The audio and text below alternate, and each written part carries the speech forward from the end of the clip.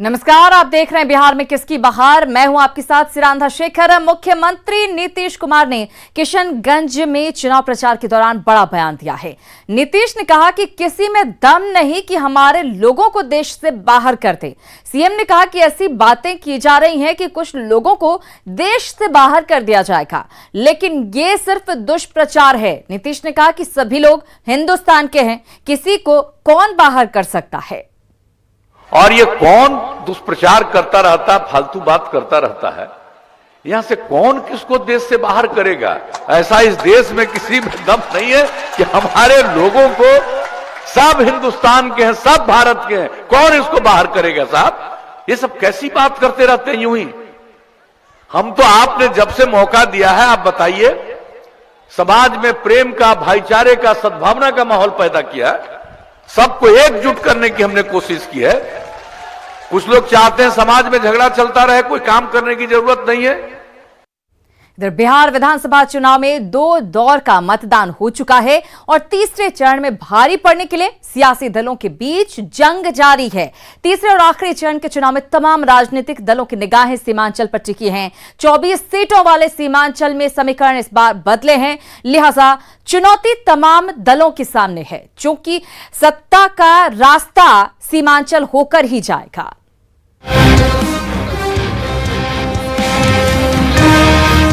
चुनावी बिसात पर 2 बाजियां लग चुकी हैं। अब तीसरे की बारी है। तीसरे चरण के रण में सबसे अधिक सीटें कोसी और सीमांचल की हैं। लिहाजा सत्ता के लिए सियासत सीमांचल की धरती पर एड़ी चोटी का जोर लगा रही है। अंतिम चरण में एनडीए की साख दांव पर है। सीमांचल में सबसे ज्यादा सीटों पर कब्जा जेडीयू का है। जब बात आई थी अलीगढ़ मुस्लिम यूनिवर्सिटी यहां स्थापित होगा, हम लोगों ने जमीन दिया, वो जमीन पसंद नहीं था, हम फिर आए और हमारे पार्टी के अध्यक्ष थे मुजाहिद साहब। यही व्यक्ति हैं जिन्होंने आकर के मुझको कहा कि एक दूसरा बहुत अच्छा जमीन है, आप वही दे दीजिए। हमने कहा ये ठीक कह रहा है, हमने वही जमीन दिलवा दिया। इन लोगों को मालूम है ये आदमी क्या है, क्या सोच है साहब मुजाहिद आलम का। और लोग तो यूं ही सिर्फ अपना बयानबाजी करेंगे। सीमांचल की 15 से 17 सीटों पर मुस्लिम मतदाता निर्णायक भूमिका में हैं। कुछ ऐसी सीटें भी हैं जहां मुस्लिम मतदाता परिणाम को प्रभावित करते हैं। लिहाजा तेजस्वी के सामने सीमांचल में अपने एमवाई समीकरण के तिलिस्म को बचाने की चुनौती है। साउदी साहब की पहचान किसी से छुपी नहीं है। इनके अब्बू हमारे अभिभावक, हमारे पिता के बेहद करीबी और साथी रहे हैं। आज हमारे बीच नहीं है, इसका बेहद दुख है मुझको, लेकिन इतने सच्चे, ईमानदार, कर्मठ उम्मीदवार और कहीं नहीं मिलेगा। हमारी सरकार रहेगी तो केवल पक्की नौकरी रहेगी, नियमित रहेगा। तालीम पर कुल बजट का 22% हम लोग खर्च करने जा रहे हैं। एजुकेशन पर, जो देश में ऐसा कहीं नहीं हुआ। केंद्र की सरकार मात्र 3 से 4% ही तालीम पे, एजुकेशन पे खर्च कर पाती है। अंतिम चरण में एनडीए की साख दांव पर लगी है। जहां जेडीयू का सबसे ज्यादा सीटों पर कब्जा है, तो आरजेडी सबसे ज्यादा सीटों पर चुनावी मैदान में है। एआईएमआईएम के दखल से महागठबंधन की नींद उड़ी हुई है।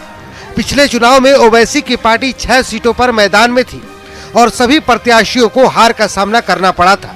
लेकिन 2019 में किशनगंज सीट पर हुए उपचुनाव में एआईएमआईएम ने बिहार में खाता खोल दिया था। घमंड था कि मेरे पास ताकत है, लश्कर है, तलवार है, दौलत है, गुंडे हैं, मगर जब हुसैन का परचम बुलंद करने वालों ने कहा हमारे पास रसूल है, हमारे पास अल्लाह है, हमारे पास हक है, हमारे पास हक है, हमारे पास हक है। सीमांचल के 4 जिलों में मुस्लिम मतदाताओं के आंकड़े को देखें तो पूर्णिया में 35% मुस्लिम मतदाता हैं, कटिहार में 45%, अररिया में 51%, तो किशनगंज में सबसे ज्यादा 70% मतदाता मुसलमान हैं।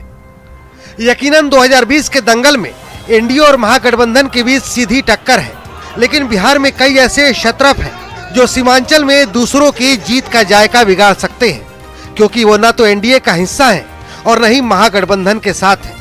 Bureau report, news 18 network.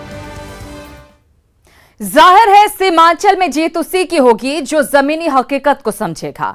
अब आइए जानते हैं कि सीमांचल का एक्स फैक्टर क्या है। आखिरी चरण में सबसे अधिक सीटें कोसी और सीमांचल की हैं। सीमांचल की कई सीटों पर हम आपको बता दें कि अंतिम चरण में सबसे ज्यादा सीटें हैं। कई सीटों पर 50 से 60% तक अल्पसंख्यक वोटर हैं। किशनगंज में सबसे ज्यादा 70% मतदाता मुस्लिम हैं। एआईएमआईएम ने आरजेडी कांग्रेस की टेंशन बढ़ा दी है। किशनगंज सीट पर जीत से, उपचुनाव में जीत से ओवैसी ने सबको चौंका दिया था।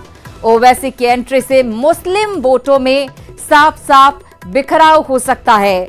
बिखराव के हालात में आरजेडी कांग्रेस को सीधा सीधा नुकसान होगा। कुशवाहा ओवैसी का नया मोर्चा महागठबंधन के लिए परेशानी का सबब बन सकता है। पलायन के मामले में कोसी और सीमांचल का इलाका आगे है। कोरोना काल में बड़ी संख्या में लोग यहां पर दूसरी जगहों से लौट कर आए हैं। इधर बिहार विधानसभा चुनाव के तीसरे चरण में 15 जिलों की 78 सीटों पर चुनाव है और चुनाव प्रचार चरम पर है। राजनीतिक पार्टियों के नेताओं के पास प्रचार के लिए अब बस एक दिन का वक्त है। 5 नवंबर की शाम को प्रचार का शोर थम जाएगा। उसके पहले नेता और पार्टियां कोई कोर कसर छोड़ना नहीं चाहते।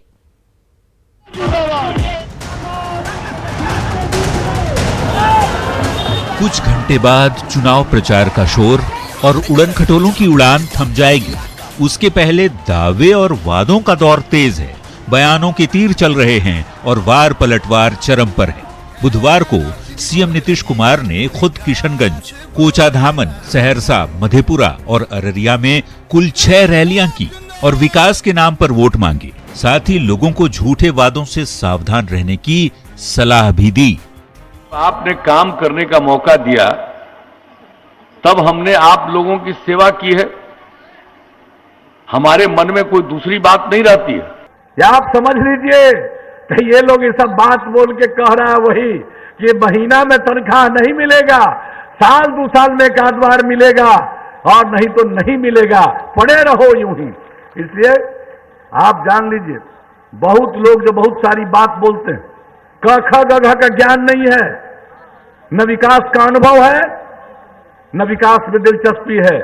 वो समाज को बांटना चाहते हैं, विवाद पैदा करके वोट लेना चाहते हैं। सीएम नीतीश कुमार ने 15 साल के विकास के नाम पर जनता से वोट मांगा तो आरजेडी नेता तेजस्वी यादव ने नीतीश सरकार के 15 साल को नाकाम बता डाला। जबकि एलजेपी अध्यक्ष चिराग पासवान ने तो एक बार फिर भविष्यवाणी कर दी कि नीतीश कुमार दोबारा सत्ता में नहीं आ रहे हैं।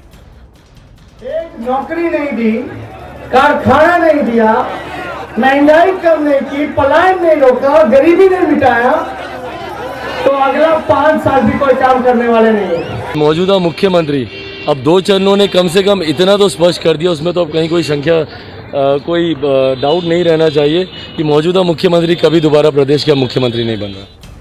तीसरे चरण के चुनाव प्रचार को लेकर बीजेपी अध्यक्ष जेपी नड्डा और कांग्रेस के पूर्व अध्यक्ष राहुल गांधी ने भी 2 सभाएं की। मधेपुरा में राहुल गांधी ने शरद यादव के नाम पर उनकी बेटी के लिए वोट मांगा तो नड्डा ने लोगों को लालू परिवार के शासन की याद दिलाई और झांसे में नहीं आने की नसीहत भी दी। मैं आपसे गारंटी चाहता हूं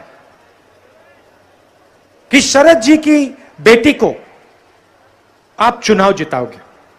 बिहार में आज से 15 साल पहले चुनाव में क्या चर्चा होती थी? कभी विकास की चर्चा होती थी क्या?